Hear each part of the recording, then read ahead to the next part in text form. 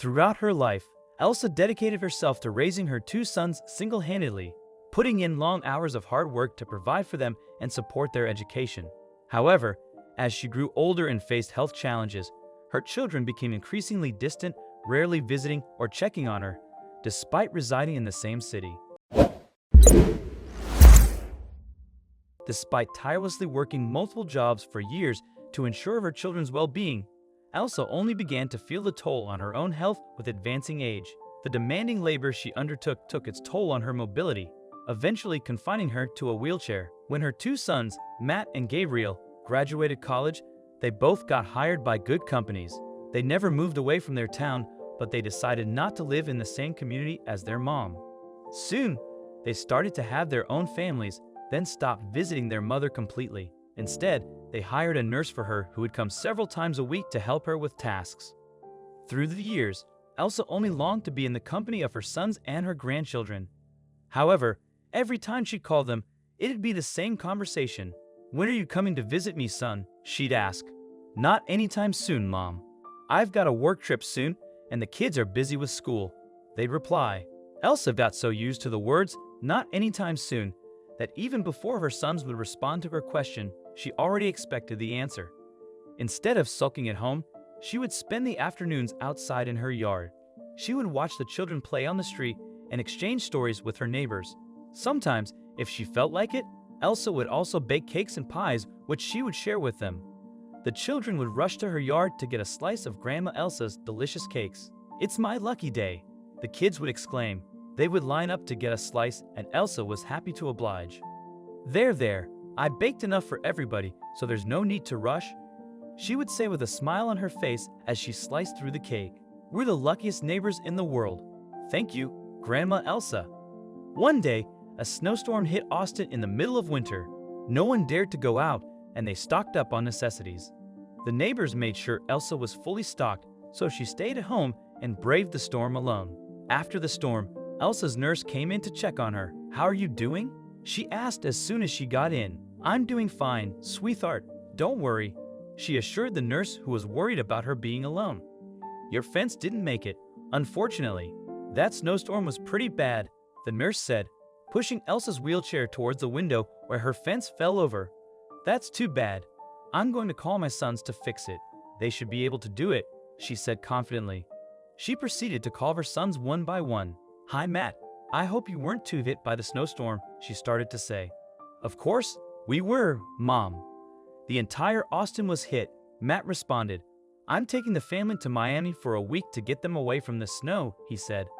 "Oh, okay. Well, you enjoy yourselves," Elsa said. At that, Matt hung up. She then proceeded to call Gabriel, hoping he could come to fix her fence. "Hi, Gabriel. How are you?" she asked him. "Fine, Mom. I'm on the way to the airport with the kids. The snow in Austin is terrible. I've decided to take them someplace else," he said. "Oh, are you going with Matt?" she asked. "Yep. I gotta go, Mom. Take care," Gabriel said before hanging up. Elsa felt hurt and defeated. She couldn't understand why her children couldn't spare a couple of minutes to talk to her, all the more visit her at home. The weekend came, and she was alone at home when the doorbell suddenly rang. She smiled, hoping maybe Gabriel and Matt changed their minds.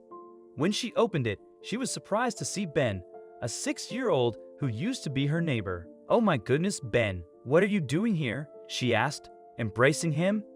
6 months ago, Ben and his parents moved to a different city. "Happy birthday, Grandma Elsa," he said, carrying a small cake in his hands. "Oh dear, I forgot it was my birthday," she said, surprised. It was true. She had forgotten about her birthday, and now that the little boy was here, she couldn't help but feel touched that someone didn't. "Oh, sweetheart, thank you for remembering my birthday," she said, tears in her eyes. A little boy who was not her blood relative remembered her birthday, while her own sons didn't. She was hurt, but at the same time, so moved that someone actually remembered. "When I was sick last year, no one wanted to come to see me on my birthday. You were the only one who greeted me, Grandma Elsa. You even brought me a cake that you made yourself. That was the most delicious cake ever. Now, I made sure to ask my parents when your birthday was. I never forgot it, so I asked them to drive me here to greet you," he explained. Elsa suddenly saw his parents standing behind him, smiling, and she cried tears of joy. "Thank you," she said, with so much appreciation in her eyes. She invited Ben and his parents over for dinner, and they enjoyed a night full of laughter and fun stories. "Guess what, Grandma Elsa?" Ben said suddenly before they left. "What is it, Ben?" she smiled. "Dad got a job near here again, so we're looking for a place to live in the neighborhood. I can visit you every afternoon again soon," he said excitedly. "Oh, that is great news, Ben. I'm sure your playmates miss you a whole lot too. I'm so excited to have you back near me," she replied.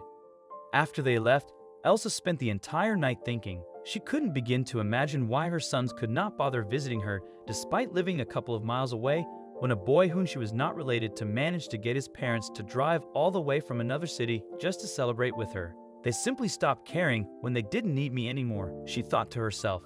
With that thought, she decided to do something major. A couple of days later, she called her lawyer, then breathed a sigh of relief after.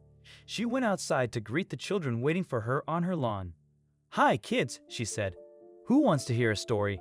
The kids proceeded to surround her, sitting on her lawn as she prepared to read a children's book to them. For a few more years, Elsa continued living with her sons, including Ben, who had moved back to the neighborhood. But during all that time, her children only visited her 3 times, and those visits happened only because she mentioned she had gifts for her grandchildren. When Elsa passed away, her children expected to inherit her house and other things, but instead, the lawyer gave them a simple photo. It was a picture of them both looking happy, with gifts and a cake on their birthday. When Matt turned the photo over, he saw something written by Elsa. It said, "To buy you gifts when you were young, I sold my mother's ring. I gave everything to 2 people who didn't care about me.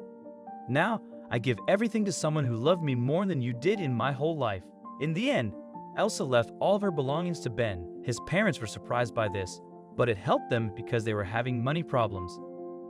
Ben's parents used some of the money for his college. The rest, they decided to give to a charity in Elsa's name.